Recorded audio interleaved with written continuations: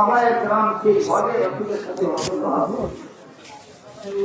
এ সমস্ত সাহাবাদের উদ্দেশ্য করে রাসূল জিজ্ঞাসা করলেন, হাল বাল্লাগতুকুম, আল্লাহ সব কথা আমি তোমাদের কাছে পৌঁছাইছি কিনা? সাহাবায়ে কেরাম বলেন, বালা ইয়া রাসূলুল্লাহ, আল্লাহ যত কথা আপনার কাছে পাঠাইছেন সব কথা আপনি আমাদের কাছে পৌঁছাইছেন। তখন রাসূল আল্লাহকে সাক্ষী দিয়ে বলেন, আল্লাহ তুমি আগেই আমাদের তুলে রাখছো, একটা কথাও না পৌঁছাইলে আমার দায়িত্ব অসম্পন্ন থাকে। আল্লাহ তুমি সাক্ষী দেখো, তোমার বান্দারা স্বীকার করতেছে আমি সব কথা পৌঁছাইছি। তখন আল্লাহ আয়াত নাযিল করে বলেন, আল ইয়াউমা আকমালতু লাকুম দীনাকুম, আজকে আমি তোমাদের ইসলামের বিধিবিধান পরিপূর্ণ করে দিলাম। ইসলামের বিধিবিধান আল্লাহ বান্দাদের প্রতি ইসলামের বিধিবিধান পরিপূর্ণ করেছেন তার মাধ্যমে রাসূল কিছু কথা বলবার বাকি থাকার কারণে পরিপূর্ণ হয়েছে না, বাকি না থাকার কারণে। এখানে তিনটা সাক্ষী পাওয়া গেছে। রাসূল বলতেছেন আমি বলতেছি, সাহাবায়ে কেরাম বলতেছেন বলতেছেন, আল্লাহ বলতেছেন পৌঁছানির কারণে ইসলামের বিধিবিধান পরিপূর্ণ হয়েছে। তো আল্লাহ কি বলতেছেন? রাসূল পৌঁছানির কারণে, রাসূল কোনো কথা পৌঁছানির বাকি থাকার কারণে ইসলামের বিধান পরিপূর্ণ হয়েছে না, সব কথা পৌঁছানির কারণে। তাইলে রাসূল তার দায়িত্ব পালনে কি পরিমাণ ত্রুটি করলেন? বিন্দু মাত্র। এখন যদি আপনি বলেন নবী তার দায়িত্ব পালনে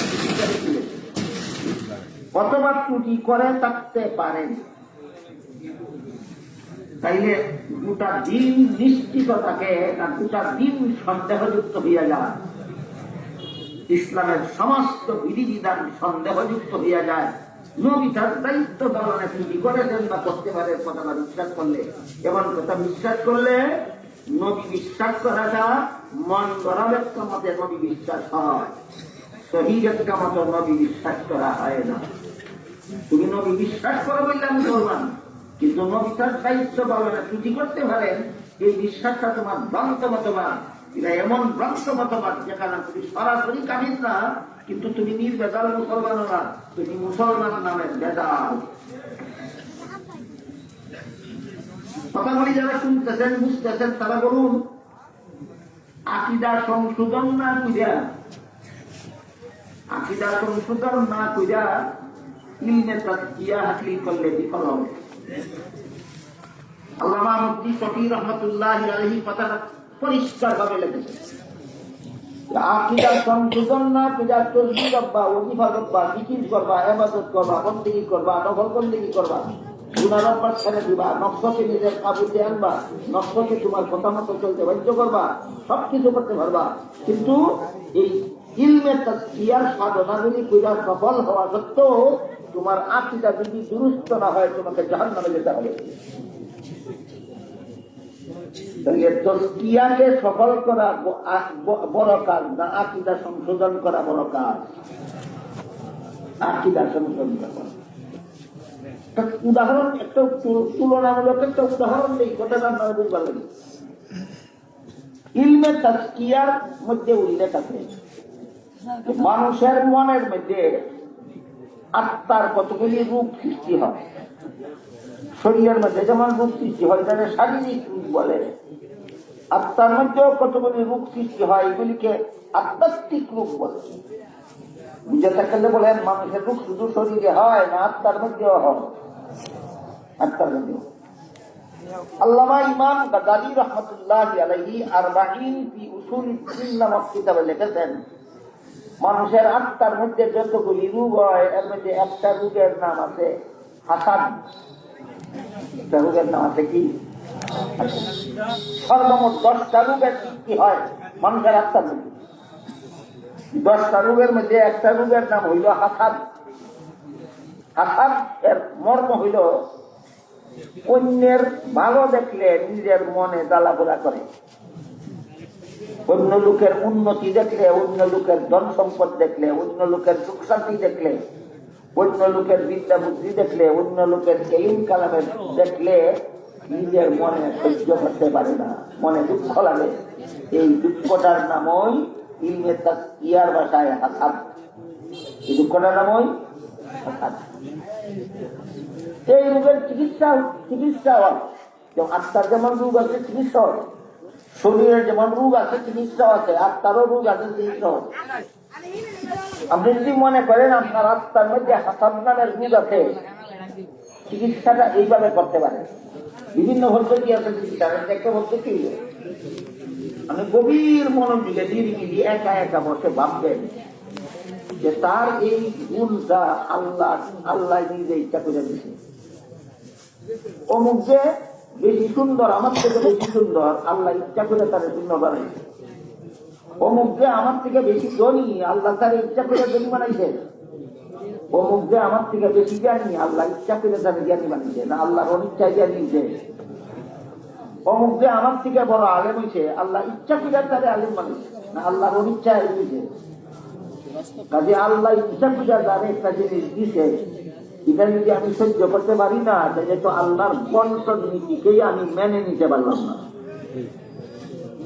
কাজেই আমার এটা মান্য নেওয়া দরকার, নইলে আল্লাহ আমার উপরে অসন্তুষ্ট। এই জন্য ইলমে তাসকিয়ার কিতাবে লেখা আছে, যার অন্তরে হাসাদ আছে, যে অপরের ভালো দেখলে যার মনে জ্বালাপোড়া করে, সে আল্লাহর বন্টনে অসন্তুষ্ট। বন্টন বুঝেন তো? আল্লাহর বন্টনে অসন্তুষ্ট। আল্লাহ কেন তারে দোষ দিলেন, আমার কেন দাম দিলেন না? এই কারণে আমার মন আল্লাহর বিরুদ্ধে বিদ্রোহী। জঘন্যতম গুণা, মারাত্মক গুণা। হাদিস শরীফে আছে এইরকম রূপ যাদের আত্মার মধ্যে আছে, এদের এই রূপে এদের সমস্ত ইবাদত বন্দেগীর সওয়াব আগুনে যেমন লাগিয়ে ফিকে ফেলায়, ঠিক তেমনি ভাবে হাসাদ নামের আত্মার রূপে মানুষের ইবাদতের সওয়াব হইয়া ফেলায়। তাতে এই রূপের চিকিৎসার কথা চিকিৎসা কি? আমরা প্রত্যেক দিন এশার নামাজের পরে ঘুমাইবার আগে 5 মিনিট 10 মিনিট বসে বসে ধ্যান করবেন যে তারে আল্লাহ নিজে আল্লাহ নিজের ইচ্ছা দিবে। আমি যদি ইচ্ছাতে রাজি না থাকি, তাহলে আমার সমস্ত আল্লাহ তারে দিতে, এটা তো আমার কোনো ক্ষতি নাই। কিন্তু আমি যদি কেন আল্লাহ তারে দিল, আমার মনে জ্বালা আমার তাই হইয়া গেল। এই কথাটা যদি প্রত্যেকদিন ঘুমানির আগে 10 মিনিট করে আপনি ভাবেন, বলেন হাসাদ আস্তে আস্তে অন্তরে স্থান করবে না আস্তে আস্তে বিলীন হবে? এই হাসাদ একটা রোগ আছে, তো এই রোগের চিকিৎসা আপনি করলেন, এই রোগ থেকে আপনি সুস্থ হয়ে যাবে। আপনি কিন্তু আকীদা নষ্ট, আপনি মনে করেন নবীর আকীদা। হাসাদ রোগের চিকিৎসা হইল, কিন্তু আকীদা এখন বিনষ্ট। এই হাসাদ রোগের চিকিৎসা হওয়ার কারণে ইলমে তাসকিয়ার একটা বিধান আপনি জীবনে বাস্তবায়ন করার কারণে জাহান্নাম থেকে বাঁচতে পারবেন না। কারণ আপনার মূল আকীদা, ভ্রান্ত মতবাদ, গলত আকীদা আপনাকে অন্তরের তাসকিয়া হাসিল হওয়া সত্ত্বেও ভুল আকীদা আপনাকে জাহান্নামে নিয়ে যাবে। মুফতি শফি রহমতুল্লাহের কথাটা আপনাদেরকে বুঝানোর চেষ্টা করলাম। যারা বুঝছেন একটু বলেন, ইলমে তাসকিয়া বাস্তবায়ন করা বেশি জরুরি না আকীদা সংশোধন করা বেশি জরুরি? এগুলো কি জন্য হয়েছে? আগে আকীদা সংশোধন করো, তারপরে আত্মার রোগের চিকিৎসা শুরু করো। আত্মার রোগের চিকিৎসা আগে শুরু করবো না আকীদা আগে সংশোধন করবো? আকীদা আগে। নবী সম্পর্কে কয়েকটা আকীদার কথা শুনেছি। আরেকটা কই, এক হাদিসে রাসূল করিম সাল্লাল্লাহু আলাইহি ওয়াসাল্লাম বলেন, আল আমবিয়াউ আহইয়াউন ফি কুবুরিহিম। এর অর্থ হল নবী রাসূলগণকে দাফন করার পরে আল্লাহ তাদেরকে জীবিত করে দেন। তবে দাফনের পরে আর কোন নবী মুর্দা থাকেন না, এই বিশ্বাস, এটা হল ইসলামের বিশুদ্ধ আকীদা। এই বিশ্বাস যদি আপনি পোষণ করেন, তাহলে আপনি শহীদ একটা মতো নবী মানবেন। আর যদি আপনি বলেন না না বলে দাফন করার পরে তো মুর্দা গেছে, কেমন দিন দিন দাও আপনার মতো জানাবে। নবী সম্পর্কে আপনি বাংশম করা, নবী রাসূল সম্পর্কে 1 নম্বর সহিহ আকীদা হলো সমস্ত নবী রাসূলগণকে একলা। নবী রাসূলগণ সম্পর্কে 2 নম্বর সহিহ আকীদা হলো নবীগণ দাফন করার পর থেকে জিন্দা, দাফন করার পর থেকে জিন্দা। আপনি যদি দাফনের পরেও নবীকে মুদ্দাই মনে করেন, নবী সম্পর্কে আপনার আকীদা সহিহ না গলত, নবী সম্পর্কে আপনার আকীদা গলত। নবী সম্পর্কে 3 নম্বর সহিহ আকীদা হলো আল্লাহ রাসূল বলেন ফি কুবুরিহিম, জিন্দা হওয়ার পরে, দাফনের পরে, জিন্দা হওয়ার পরে নবীগণ যার যার রওজা শরীফের ভিতরে থাকে।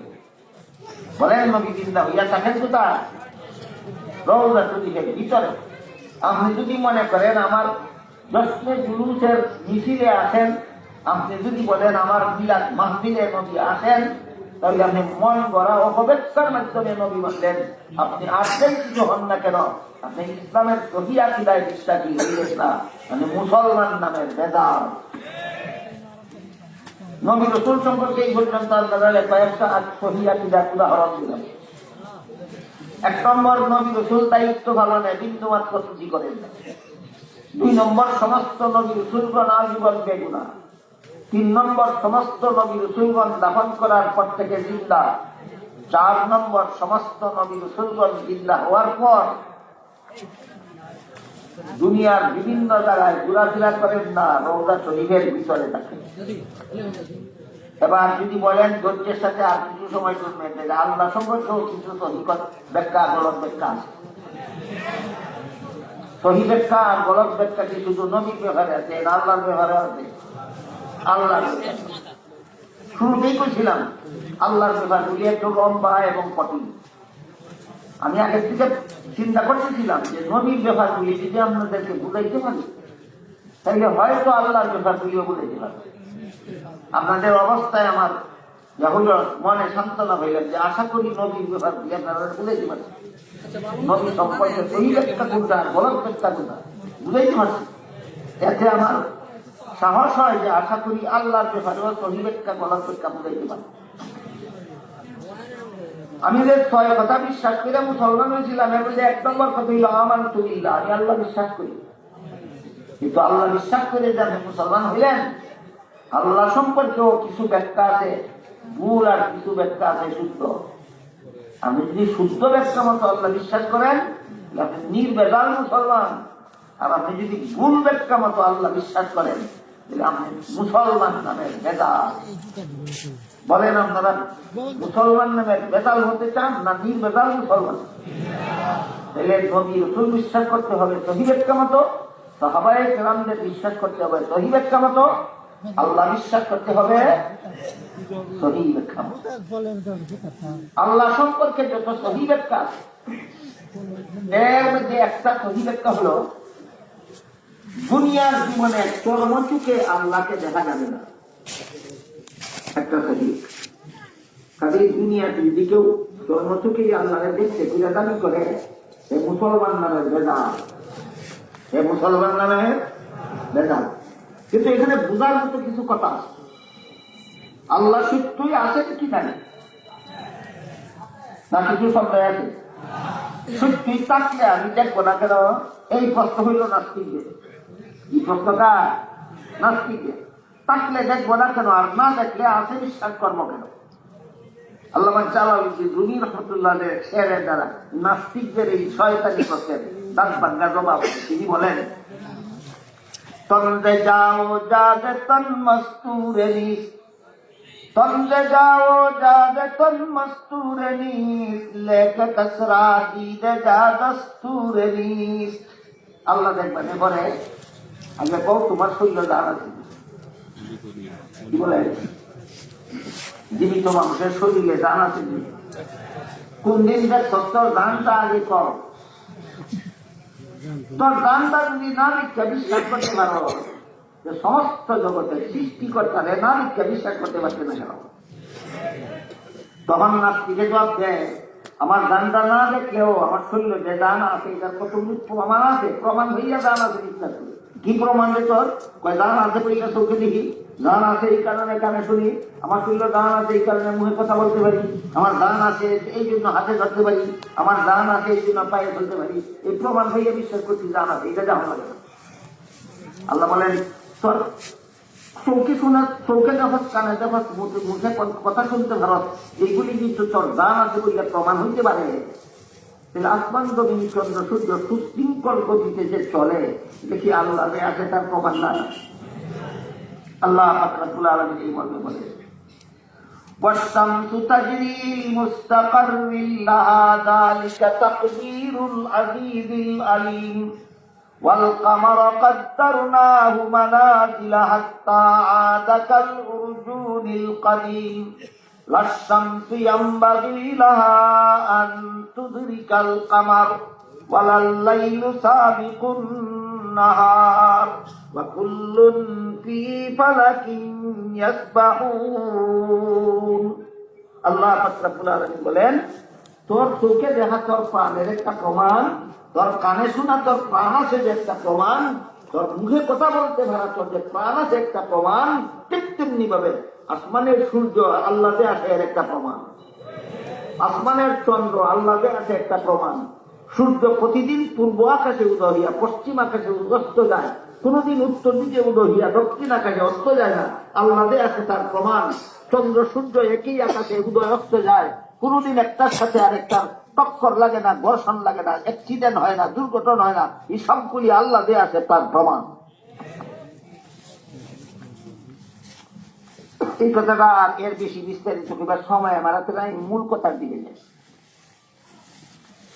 আল্লাহ আছেন তাহলে দেখি না কেন, এই হইল এই প্রশ্নের জবাব। এই প্রশ্নের জবাব না জানি না বাংলাদেশের অনেক শিক্ষিত মুসলমান নাস্তিক মুরতাদ হইয়া গেছে, নাস্তিক মুরতাদ হইয়া গেছে। এই জন্য আপনারা যারা নাস্তিক মুরতাদ হননি, আপনারা যেন ওই এদের অনুসরণ না করেন। এই জন্য বললাম যে আল্লাহ যে আছে দেখি না কেন, ওইটা পরে বলবো। আল্লাহ যে আছে না দেখার একটা বিশেষ কারণও আছে। সেই কারণটা হলো আল্লাহকে দেখার মতো যে পরিমাণ পাওয়ার মানুষের চোখে থাকা দরকার, আল্লাহ ইচ্ছা করে এই পরিমাণ পাওয়ার দুনিয়ার কোন মানুষের চোখে দেয় না। আল্লাহ অনিচ্ছা, আল্লাহ বুইল্লা পাওয়ারটা দিছে না, না ইচ্ছা করেই দুনিয়ার জীবনে আল্লাহকে দেখার মতো পাওয়ার কোন মানুষের চোখে আল্লাহ দেয় না। কেন আল্লাহ এমনটা করে? যদি দিতেন আল্লাহ আমার চোখে দুনিয়ার জীবনে আল্লাহকে দেখার পাওয়ার যদি দিতেন, অবশ্যই আমি আল্লাহকে দেখতাম, কিন্তু তখন আমার ইমানটা কবুল হতো না। আল্লাহ দীক্ষা ইমান আনলে ইমান কবুল হয় না, না দীক্ষা ইমান আনলে ইমান কবুল হয়। এখন বলেন আমার চোখে দুনিয়ার জীবনে আল্লাহকে দেখার মতো পাওয়ার না দিয়া আল্লাহ আমাকে বঞ্চিত করলেন না ইমান কবুল হওয়ার ব্যবস্থা করলেন? এর শুকরিয়া আদায় করবেন কতদিনে? আল্লাহর এই একটা নিয়ামতের শুকরিয়া কতদিনে আদায় করতে পারবে? এই জন্য আল্লাহর কোন ওলি বলছেন, আদমিয়ত দাদাই বাজম মুসলমা করদাই, আদমিয়ত দাদাই বাজম মুসলমা করদাই, আয় খুদা কুরবা শুম ইহসা বর ইহসা করদাই। মানুষ বানাইছো, ইমানদার বানাইছো, যদি চোখের মধ্যে তোমার দেখার মতো পাওয়ার দিতা, তোমার দীক্ষা আমান তুমিল্লাহ কইতাম, ইমানটাই কবল হইতো না। আমার ইমানটারে গ্রহণযোগ্য বানাইছো, আল্লাহর জন্য থেকে মরণ পর্যন্ত তোমার কুদরতি পায়ে সেজদায় ঘুরে থাকলেও তোমার একটা নিয়ামতের শুকরিয়া আদায় হবে না। কাজেই দুনিয়ার জীবনে আল্লাহকে চর্মচুকে দেখা যাবে না, এটা আল্লাহ সম্পর্কে একটা সহি ব্যাখ্যা। আল্লাহ সম্পর্কে একটা সহি ব্যাখ্যা। আখিরাতে মুমিন বান্দাদের চোখে আল্লাহকে দেখার মতো পাওয়ার দেওয়া হবে। আল্লাহ রাসূল বলেন, তখন পরকালের জীবনে মুমিন বান্দারা পূর্ণিমার চন্দ্রের চেয়েও আরো পরিষ্কার ভাবে আল্লাহকে দেখতে পাবে। আল্লাহ সম্পর্কে আরেকটা সহি ব্যাখ্যা। একটা সহি ব্যাখ্যা হলো দুনিয়াতে একটা বিশেষ কারণে দেখা যাবে না, আর একটা সহি ব্যাখ্যা হইল আখিরাতে পরিষ্কার ভাবেই আল্লাহকে দেখা যাবে। এখানে প্রশ্ন জাগতে পারে, আমরা তো না দিককেই বিশ্বাস করছি, তাইলে আখিরাতে আর দেহনের দরকার কি? দেখতেও পারে। এই প্রশ্নের জবাবটা বুঝন দরকার। আখিরাতে জান্নাতীরা জান্নাতের সমস্ত নিয়ামত ভোগ করে যত আনন্দ পাবে, আল্লাহকে দেখার আনন্দ হবে তার চেয়েও বেশি। এবার বলেন, জান্নাতের নিয়ামত ভোগ করায় আনন্দ বেশি না আল্লাহরে দেখার আনন্দ বেশি? সেই আনন্দ থেকে যেন কোনো মুমিন বান্দা বঞ্চিত না হয়, এই জন্য পরকালে সমস্ত মুমিন বান্দার সুখে কর্মসুখে আল্লাহকে দেখার মতো পাওয়ার দেওয়া দিল। আল্লাহ সম্পর্কে 2 নম্বর সহি ব্যাখ্যা। জানেও না মানেও না, খালি কয় আমানতুবিল্লাহ, মুসলমান তো হইছই, কিন্তু তুমি নির্বেজাল মুসলমান হইছো না। এইগুলি জানতে হবে, মানতে হবে, আকীদা সংশোধন করতে হবে, তখন হবে তুমি নির্বেজাল মুসলমান। আল্লাহ সম্পর্কে আজকের মতো 3 নম্বর সহি ব্যাখ্যা করিয়া শেষ করি। আল্লাহ সম্পর্কে 3 নম্বর সহি ব্যাখ্যা হইল, এক হাদিসে উল্লেখ আছে, রাসূল করিম সাল্লাল্লাহু আলাইহি ওয়াসাল্লাম একজন সাহাবীকে বলেন, তুমি কি জানো বান্দার কাছে আল্লাহর কি পাওনা আছে আর আল্লাহর কাছে বান্দার কি পাওনা আছে? আমাদের সিলেট এলাকায় পাওনা কই, বাংলা ভাষায় কয় প্রাপ্য, কোরআনের ভাষায়, কোরআন হাদিসের ভাষায় বলে হক। বান্দার কাছে আল্লাহর হক আছে, আল্লাহর কাছে বান্দার হক আছে। বান্দার কাছে আল্লাহর প্রাপ্য আছে, আল্লাহর কাছে বান্দার প্রাপ্য আছে। এই প্রাপ্যটারই আমাদের আঞ্চলিক ভাষায় পাওনা কয়। আপনারা কি কই? এলে পাওনাই কই আমরা বলে বুঝলাম। রাসূল একজন সাহাবীরে জিজ্ঞাসা করেন, তুমি কি জানো বান্দার কাছে আল্লাহর কি পাওনা আছে আর আল্লাহর কাছে বান্দার কি পাওনা আছে? সাহাবী বলেন, রাসূল আমি জানি না, আপনি বলেন রাসূল বলেন, বান্দার কাছে আল্লাহর পাওনা হইল বান্দা আল্লাহর লা শরীক নাই না, বান্দা আল্লাহর লা শরীক নাই না, এক আল্লাহর ইবাদত করবে, এই ইবাদতটাই বান্দার কাছে আল্লাহর পাওনা। আজকে থেকে আমরা জীবন বর্ণনে রাখি, আমার কাছে আল্লাহর পাওনা আছে, আমার কাছে আল্লাহর পাওনা আছে।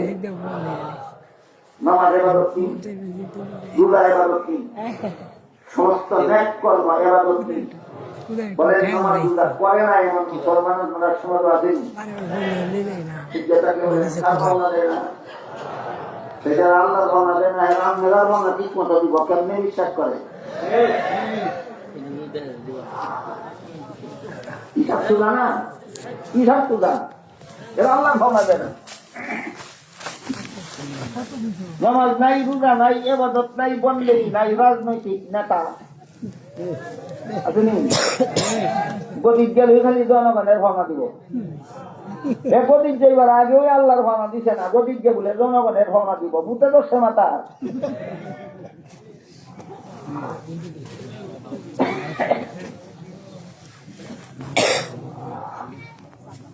এই আবাদতটা হলো রাসূল বলেন বান্দার কাছে আল্লাহর পাওনা। এরা আধ্যাত্মিক মুঠে ধরতে। কিন্তু এখানে যে কঠিন একটা কথা আমি আপনাদেরকে বোঝানোর জন্য হাদিসটা বলছি, সেটা হলো বাহ্যিক ভাবে তো আমরা দেখলাম বান্দার কাছে আল্লাহর পাওনা আছে ইবাদত, আর আল্লাহর কাছে বান্দার পাওনা আছে জান্নাত। কিন্তু বান্দা যদি আল্লাহর পাওনাটা না দেয় তাহলে অপরাধ হবে, হবে না? কিন্তু আল্লাহ যদি বান্দার পাওনাটা, বান্দায় আল্লাহর পাওনাটা দেওয়ার পরেও যদি বান্দার পাওনাটা যদি আল্লাহ না দেয়, তারা ইবাদত বন্দেগী করার পরেও যদি আল্লাহ জান্নাত তারা না দেয়, আল্লাহর বিন্দু মাত্র অবিচার হবে না। জিনা জিনা জি যারা কইছেন ইমানের দূরে কইছেন, আগে বুঝলাম ঘটনাটা কি, আসলে ঘটনাটা কি।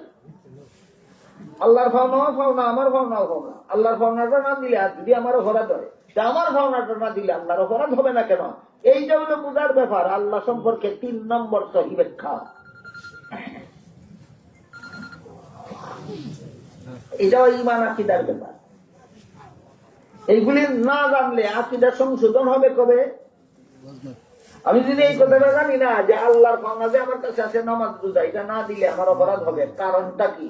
আর আল্লাহর কাছে আমার একটা পাওনা আছে জান্নাত, এই যে আল্লাহর পাওনাটা আমি দিলেও যদি আল্লাহ আমার পাওনাটা না দেয় তবু আল্লাহর অবিচার হবে না, কারণটা কি? এই কারণটা জানতে হবে, মানতে হবে। এটা না ওই আল্লাহ সম্পর্কে আকীদা সংশোধন করা। আকীদা শুধু নবী সম্পর্কে না আল্লাহ সম্পর্কেও? আকীদা শুধু নবী সম্পর্কে না নবীর সাহাবা সম্পর্কেও? নবীর সাহাবা সম্পর্কেই শুধু নয়, ওলিয়া উলিয়া সম্পর্কেও আকীদা আছে, সাধারণ মুসলমান সম্পর্কেও আকীদা আছে, গুনাহগার মুসলমান সম্পর্কেও আকীদা আছে। কটা বলবো আমি? সাহাবাদের একটা কথা কাছে দায়িত্ব বলল কইয়া দেই, সারা দুনিয়ার সর্বযুগের সমস্ত ওলিয়া উলিয়াগণের চেয়ে মুহাম্মদুর রাসূলুল্লাহর যে কোনো সাহাবীর মর্যাদা আল্লাহর কাছে শ্রেষ্ঠ। বলেন সমস্ত অলিয়া উলিয়া বিচার হবে না, অপরাধ হবে না, দোষ হবে না কেন? এই প্রশ্নের জবাব রাসূল করিম সাল্লাল্লাহু আলাইহি ওয়াসাল্লাম বহু হাদিসে বলে দিয়েছেন। মুসলিম শরীফের হাদিসে আছে, বুখারী শরীফের হাদিসে আছে। সবগুলি হাদিসের একটা ব্যাখ্যা আছে আরেক কিতাবে, সেটা হইল আল মুস্তাদরাক লিল হাকিম নামক পৃথিবীর বিখ্যাত হাদিসের কিতাবে আল্লাহ রাসূল ব্যাখ্যা করে বুঝাই দিয়েছেন হাসরের মাঠে এক ব্যক্তির হিসাব নিকাশের ব্যাখ্যা। আমি আপনাদেরকে সেটা শোনাই, বুঝতে পারবেন যে আপনি নামাজগুলো করার পরেও আল্লাহ আপনাকে বেহেশতে না দিলে আল্লাহর অপরাধ হবে না।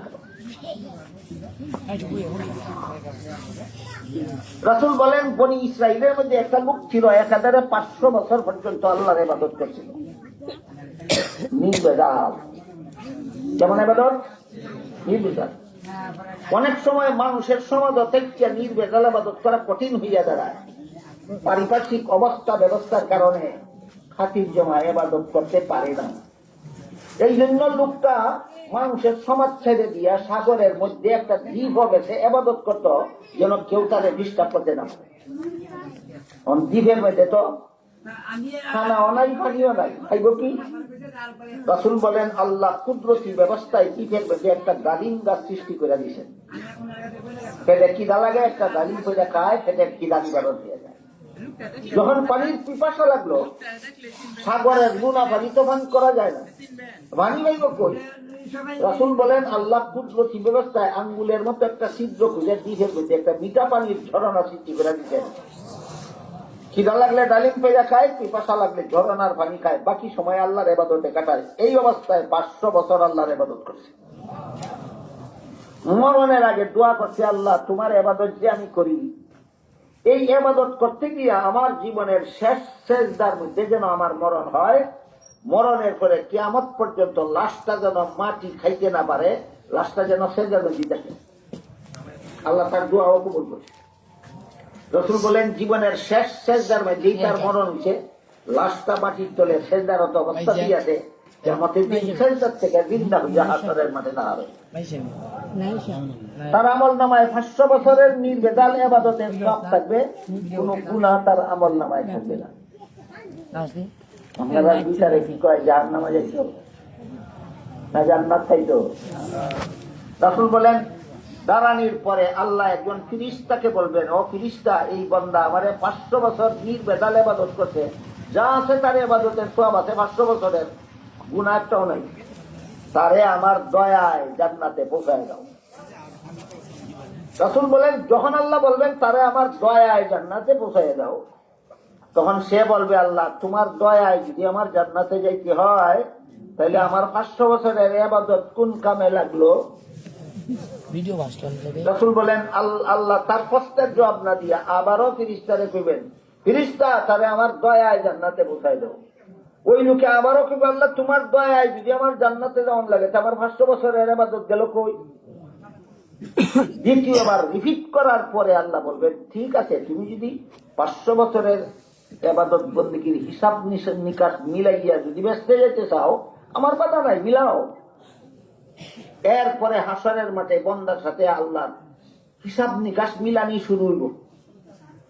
সর্বপ্রথমে আল্লাহ বলবেন, বলো আমি যখন তোমারে তোমার মায়ের গর্ভে জন্ম দিয়ে পাঠাইছিলাম, তখন যদি দয়া কইরা 2টা চক্ষু জগৎটা দেখার মতো না দিতাম, তাহলে তোমার 500 বছরের ইবাদত কোন বাজারে বেচলে এমন 2টা চক্ষু কিনতে পাওয়া যেত আগে কম? আল্লাহ প্রশ্নটা বুঝছে না সবাই? রাসূল বলেন, বান্দা বলবে, আল্লাহ না না, তুমি দয়া কইরা 2টা চক্ষু না দিলে 500 বছরের ইবাদত দেখতে এটা 2 চক্ষু কিনতে পাওয়া যায় না। তখন আল্লাহ জিজ্ঞাসা করবেন, তাইলে তুই তোর বিবেকরে জিজ্ঞাসা করে ক, তোর 500 বছরের ইবাদতের দ্বারা আমার জান্নাতের মূল্য হবে দূরের কথা, আমার দেওয়া 2টা চোখের মূল্য নিয়ে হয়েছে? বন্ধা করবো না, আল্লাহ বিচার মতো হয়েছে না। তখন আল্লাহ কইবেন, তুই কোথায় হয়েছে না, আমি মেন্না লইলাম হয়েছে, আমি ভাইছি তোর 500 বছরের ইবাদত আমি গ্রহণ করলাম, আমার দেওয়া 2টা চোখের মূল্য। এখন কো আমার দেওয়া 2টা কানের মূল্য কাটা দিব, এখন কো আমার দেওয়া 2টা হাতের মূল্য কাটা দিব, এখন কো আমার দেওয়া 2টা ভাইয়ের মূল্য কে দিবে, এখন কো আমার দেওয়া 20টা আঙ্গুলের মূল্য কে দিবে, এখন কো আমার দেওয়া 32টা দাঁতের মূল্য কে দিবে, এখন কো 500 বছরের ইবাদত করতে গিয়া কত লক্ষ ডালিম খাইছিলে এইগুলির মূল্য কে দিবে, কত লক্ষ গ্লাস পানি পান করেছিলে সেইগুলির মূল্য কে দিবে? রাসূল বলেন প্রশ্নের তর হয়ে যাবে, আর কোন জব্দি থাকতো না।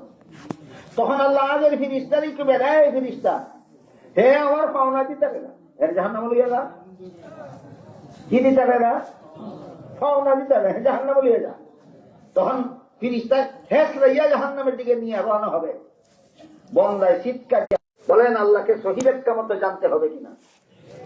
আর মন গড়া ব্যাখ্যা মতো আল্লাহরে জানলে কিছুদিন নামাজ হইলেই মনে মনে পড়াই করে আমি কম করছি না আল্লাহ লাগে, কিছুদিন তাহাজ্জুদের নামাজ পড়েই মনে মনে ভাবে আমি আল্লাহর জন্য কম করছি না, কয়েক লাখ টাকা কোন দিদি প্রতিষ্ঠানে দান করে এই মনে মনে ভাবে আমি আল্লাহর লেগে কম করছি না।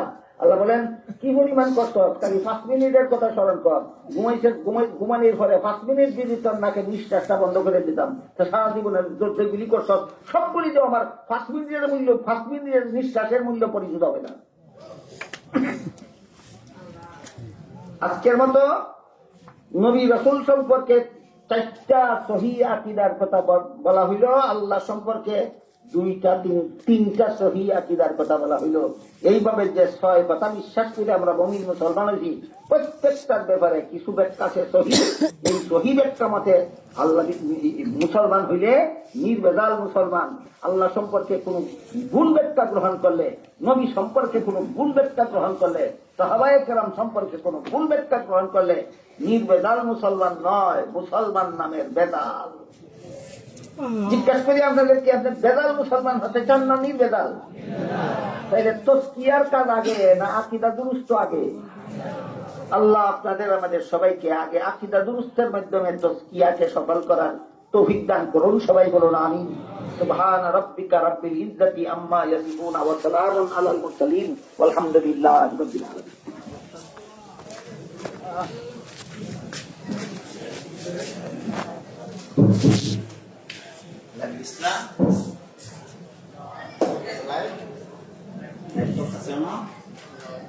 আমরা সবাই উপস্থিত এখন আলহামদুলিল্লাহ আমাদের এই জামিয়া উপস্থিত এই বছর 2000